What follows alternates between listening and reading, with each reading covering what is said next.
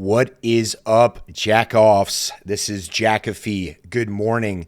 Last night, a message was released to Path of Exile 1 players.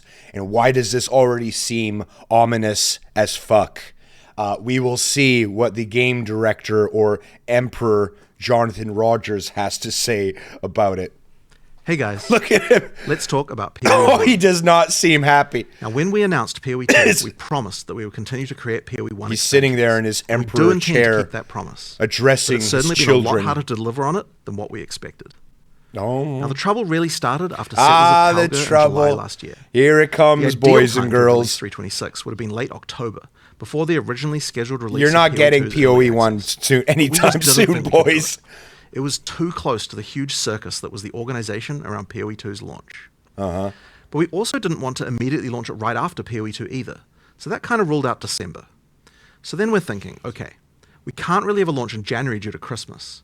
So we're really going to have to do it in February. And this wasn't great. It would mean 7 months with no leagues. But we really didn't think it was possible to do it any earlier than that.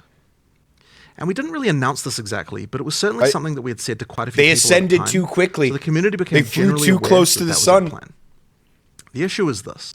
POE 2's endgame needed a lot of work. That's Having true. the guys on the POE 1 team help out for 3 months on POE 2, given that 326 was 7 months away, seemed like a no-brainer. They pulled people from and POE man, did 1. POE 2 need it. The problem is we got to the middle of October, and POE 2's launch was imminent. And I'll tell you what, taking people off POE 2 at that point was just impossible. The endgame was not in a shippable state. But you know what? We could still do it.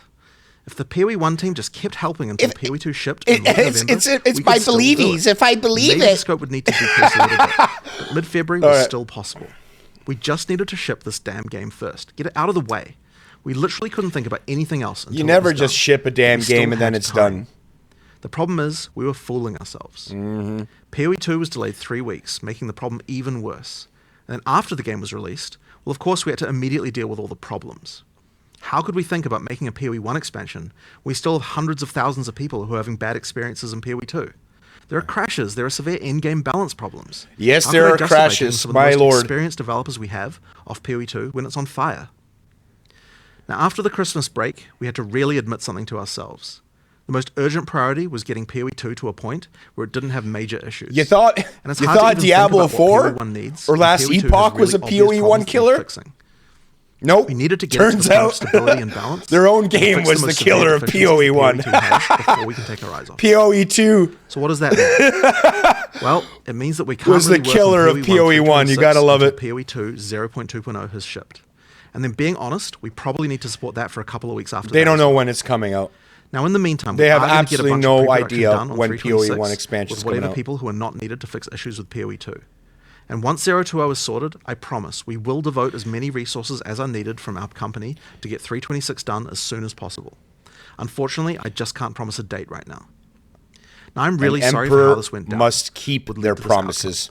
And I probably should have resisted doing it. But at every stage, I just kept thinking, we still have time. We still have time. And then we didn't have time anymore. Now, we still have a lot to learn about how to run 2 games simultaneously. 100%. We're overconfident. We still need to work out how to structure our studio to make this possible. You need to hire more people. We do have a solid plan for what we want to do with 326. Obviously, I can't talk about it yet, but I'm hoping you guys are going to love it. I really want to thank you guys for all your support over the years. So you guys do deserve better than this, and we will get 326 out as fast as we can. Well, there you have it, folks. Sorry for all the POE 1 players, but that was basically admitting that yes, POE 2 is the newborn child, and mommy and daddy have to take care of it, right? While you, as the oldest child, clean up right around the house. That basically is it. But honestly, you have to appreciate, right, GGG and Jonathan Rogers' transparency and communication. The last time he did this, I believe, was when they delayed POE 2 by 3 weeks. So, you got to really admire a studio that keeps, the transparency like that. But bad news. What can I say? When they made the decision to break these games out in 2, you got to have the staff for it. And it just seems like, the game made a lot of money, right? This game made a lot of money. I mean, that's just the way it is. I think that they just need to hire more people. I mean, the game coming out at what, $30 pre-order, maybe sold over 1 million copies at this point, right? You're estimating anywhere between like 30 to 45 or 50 million dollars, right? So at this point, it's just about of hiring, and I guess that's what they mean by their restructuring. Although, restructuring sounds like they're just moving what they have, but nevertheless, there you have it, folks. The thing you have to keep in mind too is prioritization, right? And that is based on how many people are playing a certain game. So you have to wonder how much did PoE 2 actually kill PoE 1, right? How many players? I don't have the time to fucking play both. I certainly don't. So ultimately, some players have to make the decision which game they prefer, right? If ARPGs is all they do. So who knows? I'd like to see it. Obviously, the PoE 2 cannibalized some of the player base of PoE 1, right? So it'd be interesting to know when they do release the PoE 1 expansion, whenever they do, to see how many people come back and what's the player retention of PoE 2. Anyway, what do you guys think? Are you upset?